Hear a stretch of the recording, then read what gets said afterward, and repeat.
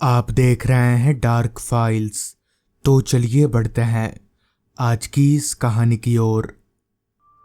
खाली बस के बाहर रास्ते पर फैला घना कोहरा और अंधकार, ये तीनों ऐसी चीजें थीं जिससे कोई भी इंसान डर जाए। मुझे भी काफी डर लग रहा था, मगर मैं क्या करता, मेरी तो मजबूरी थी ऐसे सफर करने की।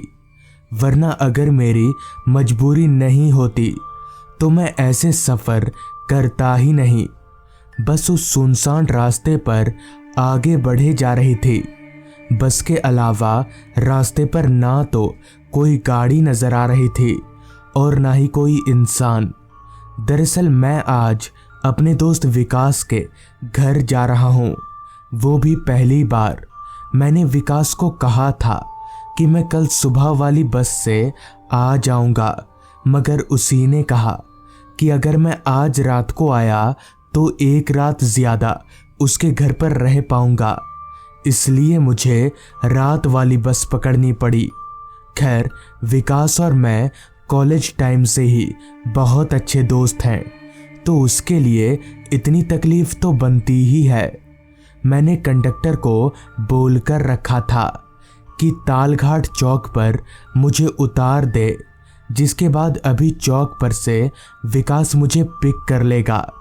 कुछ देर बस यूं ही चलती रही, जिसके बाद पता नहीं क्यों अचानक से मेरी आंख लगने लगी। पता नहीं ऐसा क्यों हो रहा था। शायद ठंड के कारण मुझे नींद आ रही थी या फिर कुछ और। अभी मेरी आंख लगने ही वाली थी कि तभी कंडक्टर जोर से बोला, तालघाट चौक आ गया साहब, उतरो। कंडक्टर के इतना बोलते ही बस रुकी। मैंने फटाफट से अपना सामान उतारा और बस से नीचे उतर गया। बस से नीचे उतरते ही मेरा स्वागत एक तेज ठंडी हवा के झोंके से हुआ। वो बस भी मुझे उतारकर वहां से आगे चली गई। मैंने अपने जेब से फ़ोन निकाला और विकास को फ़ोन लगाने जा ही रहा था कि पता चला कि मेरा फ़ोन ऑफ हो चुका है। मेरी परेशानी एक ही झटके में पहाड़ जितनी बड़ी हो गई। मुझे समझ नहीं आ रहा था कि अब क्या करूं, विकास से कांटेक्ट करूं कैसे, क्योंकि विकास ने तो मुझसे यही कहा था कि तालघाट चौक पर उतरकर मुझे फ़ोन करना। मेरा घर पास में ही है, मैं बाइक लेकर आ जाऊंगा। पर अब मैं विकास को कैसे फ़ोन करूं, मुझे कुछ सूझ नहीं रहा था, क्योंकि उस रास्ते पर मेरे अलावा कोई शख्स नहीं था। पूरा का पूरा चौक खामोशी में डूबा हुआ था। अभी मैं वहाँ खड़े खड़े ये सब सोच ही रहा था कि तभी सामने से मुझे एक मोटरसाइकिल आती हुई दिखी। उस बाइक को देखकर मेरी जान में जान आई कि चलो अब मैं इस आदमी से उसका फ़ोन मांगकर विकास को फ़ोन कर सकता हूँ। मगर वो बाइक जब मेरे करीब आई तो मेरी खुशी का कोई ठिकाना ना रहा, क्योंकि वो बाइक सवार शख्स कोई और नहीं बल्कि खुद विकास ही था। विकास ने अपनी बाइक को मेरे पास लाकर रोका और बोला, क्या हुआ, फ़ोन क्यों नहीं किया तूने? इस पर मैंने जवाब दिया, अरे भाई, मेरा फ़ोन ऑफ हो गया था, मैं कैसे करता फ़ोन। इस पर विकास बोला, चल कोई नहीं, बैठ बाइक पर, रात काफ़ी हो गई है। विकास के इतना कहते ही मैं उसकी बाइक पर चढ़कर बैठ गया। मेरे बैठते ही विकास ने बाइक को आगे बढ़ा लिया और हम लोग उसके घर की तरफ आगे बढ़ने लगे। रात हर पल गहराती जा रही थी। घड़ी की माने तो तब रात के 9:15 बज रहे थे। मगर एक चीज बड़ी अजीब थी, रास्ते पर कोई इंसान नहीं था। पर ऐसा क्यों?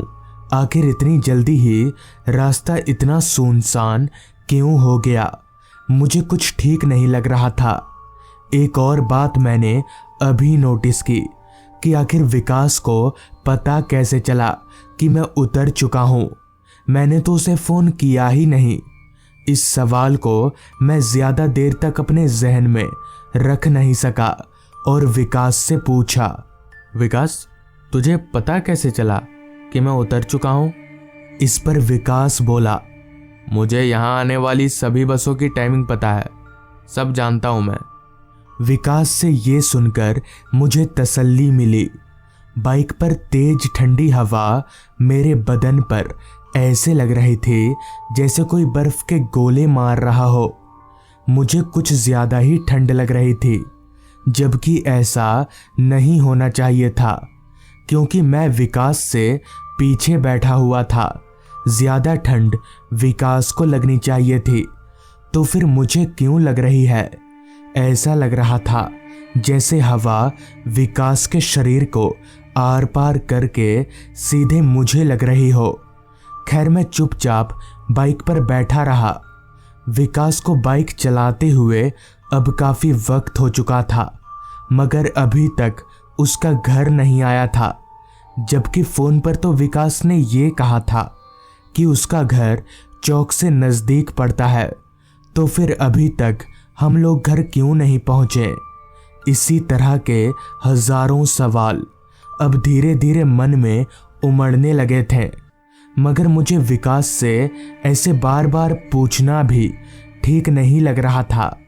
मैंने सोचा विकास का घर जब आ जाएगा तो वो मुझे खुद ही उतरने के लिए बोलेगा। मन को ये समझाकर मैं चुपचाप बाइक पर बैठा रहा। कुछ ही देर में विकास ने बाइक को एक बड़े से घर के पास रोका। वो घर काफी बड़ा था, जो कि चांद की रोशनी में मुझे साफ तौर पर नजर आ रहा था। पर विकास का घर इतना बड़ा है, ये मुझे उसने पहले बताया नहीं था। खैर, विकास और मैं हम दोनों घर के दरवाजे पर गए। विकास ने घर का दरवाज़ा सरकाया और हम लोग घर के अंदर दाखिल हो गए। घर के अंदर पूरा अंधेरा फैला हुआ था। घर के अंदर कोई लाइट नहीं जल रही थी, जिस पर मैंने विकास से पूछा, लाइट नहीं है क्या यहाँ पर? इस पर विकास ने लड़खड़ाती आवाज में कहा, हाँ, शायद लाइट चली गई होगी। चल, मैं तुझे तेरा कमरा दिखा देता हूँ, तू जाकर सो जा, बहुत थक गया होगा। विकास की बात सुनकर मुझे काफ़ी हैरानी हुई कि मैं पहली बार उसके घर पर आया हूँ। उसने ना तो मुझे खाने के लिए पूछा और ना ही मुझसे सही से बात की। विकास ऐसा तो नहीं था, तो फिर आज इसे हो क्या गया है? खैर, मैंने उस वक्त कुछ भी बोलना ठीक नहीं समझा और विकास के साथ घर के एक कमरे की तरफ जाने लगा।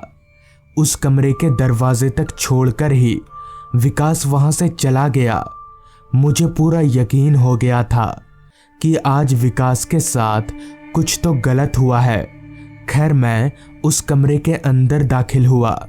कमरे में एक पलंग लगा हुआ था और उसी पलंग के सिरहाने में एक कांच की खिड़की थी, जिससे चांद की रोशनी कमरे के अंदर आ रही थी।